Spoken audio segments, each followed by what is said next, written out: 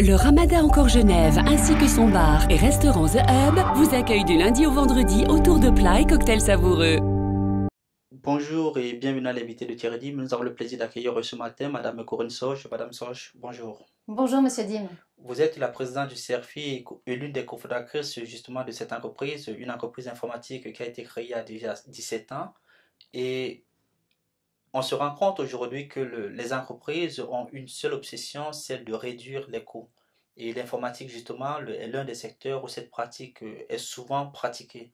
Est-ce que vous pensez réellement qu'on peut continuellement à réduire les coûts sans nuire à la qualité du service? Non, bien sûr que non. Que ce soit l'informatique ou un autre domaine d'activité, ça me paraît évident qu'on ne peut pas vouloir le beurre et l'argent du beurre. Et derrière chacun de ces services ou produits, il y a des humains. Et si on pense un tout petit peu à ces humains-là, je crois que c'est du bon sens que de s'imaginer qu'on ne peut pas continuellement réduire les coûts. Alors, d'un côté, les mêmes managers veulent une certaine qualité de vie, les collaborateurs veulent une certaine qualité de vie, mais on voit quand même qu'il y a un déphasage entre avoir une qualité de vie et les salaires qui vont aller avec. Oui, bien entendu. C'est une bataille que l'on a entamée depuis quelques années, depuis la crise, où il faut à la fois préserver un certain niveau de salaire à partir du moment où l'on souhaite que ses collaborateurs se sentent bien. Et je trouve d'ailleurs très paradoxal tout ce qui se passe aujourd'hui autour dans le monde dans lequel on vit, où on nous parle de santé, de bien-être au travail d'une part. Donc nous devons en tant qu'employeurs tout faire, bien entendu, pour préserver la santé avec un grand S de nos collaborateurs. Et d'un autre côté, il faudrait les engager à des salaires toujours plus bas. Et on crée un déséquilibre dans l'entreprise qui n'est pas sain. Donc c'est en tout cas pas une chose vers laquelle nous voulons aller au CERFI. On veut garder une certaine équité, on a des valeurs importantes. Mais ceci dit, c'est une bataille, c'est une vraie bataille qui a été engagée. Mais est-ce que vous n'avez pas l'impression, par exemple, que votre discours est un peu révolutionnaire? Parce que d'un côté, on voit toujours ces directeurs d'entreprise qui sont en train de vouloir donner des salaires toujours très bas. Et d'un côté, vous venez et vous nous dites il faut que les salariés puissent avoir un bon salaire. Est-ce que c'est pas contradictoire avec l'environnement actuel? Je ne dis pas que c'est pas contradictoire, je dis qu'il faut se battre contre ça parce que c'est pas sain. Et en tant que je me sens responsable en tant que fondatrice d'une société, responsable vis-à-vis de l'économie, donc bien entendu de mes collaborateurs, de l'économie de manière générale, et je n'adhère pas au fait que sous prétexte de vouloir le prix le plus bas, alors j'accepte que l'on sous-paye des personnes qui contribuent à fabriquer ce produit. Donc j'estime que nous avons tous une certaine responsabilité par rapport à ça, et je pense qu'il y a quand même un grand nombre de personnes autour de moi qui ont cet état d'esprit de co-responsabilité vis-à-vis de notre économie.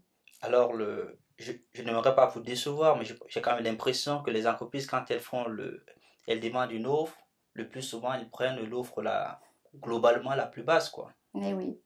Bien entendu, il y en a qui font ça. Elles ne font pas toutes ça, elles ne sont pas toutes focalisées sur le prix. Bien entendu, on répond à des appels d'offres avec d'autres entreprises, d'autres sociétés de services concurrentes, et on nous dit clairement, on voit clairement dans certains critères que le prix est le plus important. Et dans ces cas-là, il faut se battre, être créatif, chercher des solutions pour pouvoir sortir du lot, être shortlisté et choisi. Ceci dit, à chaque fois qu'il y a la bataille du prix en priorité, c'est effectivement difficile. Donc tout va se jouer sur la qualité du service alors? Oui, mais pourquoi ce mais? Je me rends bien compte que toutes les entreprises ne cherchent pas forcément cette qualité en premier. Et quand ceci n'est pas recherché en premier et que c'est le prix qui est mis en avant en premier, à ce moment-là, c'est difficile de régater, très clairement. Mais il y a aussi peut-être cette ambiguïté pour certaines entreprises qui voudraient vraiment payer le juste prix. Mais comment est-ce qu'une entreprise, par exemple, qui lance un appel d'offres, qui souhaiterait juste avoir un meilleur service, sans pour autant avoir le service le plus cher, le prix le plus cher? Comment est-ce que le chef d'entreprise va pouvoir reconnaître le juste prix dans ce cas-là? Si on prend par exemple le cas de l'informatique. Oui, justement, j'allais dire, dans notre domaine, c'est pas très compliqué, c'est une question de bon sens. De manière générale, les entreprises, nos clients, que ce soit des grandes, moyennes ou petites entreprises, connaissent le marché, connaissent les salaires. Donc c'est pas très très compliqué de s'imaginer le prix d'un service dans l'informatique par rapport à cette connaissance-là.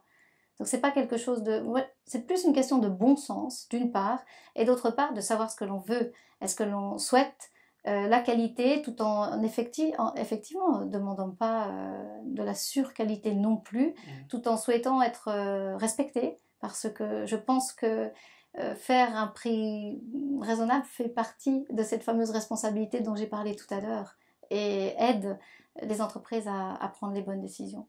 En d'autres termes, alors, vous n'arrivez pas à comprendre ces entreprises qui peut-être qui vont délocaliser leurs services informatiques, par exemple en Inde ou alors en Roumanie, je ne sais pas. J'ai moi-même eu l'occasion de travailler à l'époque où j'étais employée avec des entreprises qui faisaient appel à des Indiens. Dans le domaine du développement, ça fait très longtemps que ça existe. Il y a eu des projets en échec, il y a eu des projets qui ont eu du succès.